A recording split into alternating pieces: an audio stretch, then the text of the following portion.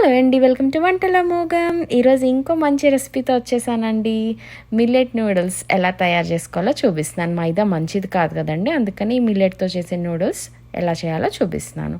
ఇట్లా ముందుగా నీళ్ళు మరిగాక అందులో కొంచెం సాల్ట్ వేసుకున్నానండి. మిల్లెట్ల నూడిల్స్ అందులో వేసుకొని ఉడకబెట్టుకోవాలన్నమాట. ఎప్పుడైనా మనం నూడిల్స్ ఫుల్గా ఉడకబెట్టుకోకూడదండి. 70-80% ఉడికేటప్పుడు ఆఫ్ చేసుకొని ఇట్లా నీళ్లు వార్చుకొని ఉంచుకోవాలన్నమాట. వేరే ప్యాన్లో, సాటే ప్యాన్లో ఇందులో కొంచెం ఆయిల్ వేసుకొని, కడాయి అండి, ఇది కొంచెం పెద్ద సైజు కడాయి తీసుకుంటే మంచిగా బాగా వేగుతాయి అన్నమాట. ఇందులో coloured peppers, carrot, cabbage, onions, మీకు ఏ వెజిటేబుల్స్ అయినా వేసుకోవచ్చండి. తగినంత సాల్ట్ వేసుకొని ఒకసారి క్రంచీగా వేయించుకున్నాను ఇక్కడ చూపిస్తున్నట్టు.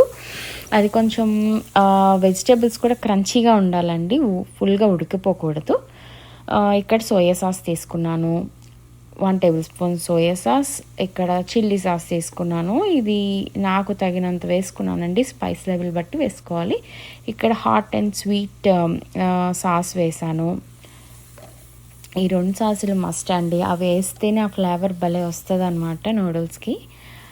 అంతేనండి. ఇక్కడ ఉప్పు అన్నీ సరిపోయా లేవా చూసుకోవాలి మంచిగా. ఇది వేగాక ఇక్కడ ఈ వేగుతున్నప్పుడు మనం ఇక్కడ కావాలంటే ఎగ్ వేసుకోవచ్చండి. ఎగ్ వేరేగా ఫ్రై చేసి వేసుకోవచ్చు. తోఫు యాడ్ చేయొచ్చు కావాలంటే, తోఫు పీసెస్ అంటే ప్రోటీన్ పెంచుకోవడానికి. నేనైతే యాడ్ చేయలేదు, బట్ అవన్నీ కూడా గుడ్ ఆప్షన్ అండి. అంతేనండి, ముందుగా ఉడకబెట్టుకున్న నూడిల్స్ని ఇట్లా వేసుకొని టాస్ చేసుకోవడమే.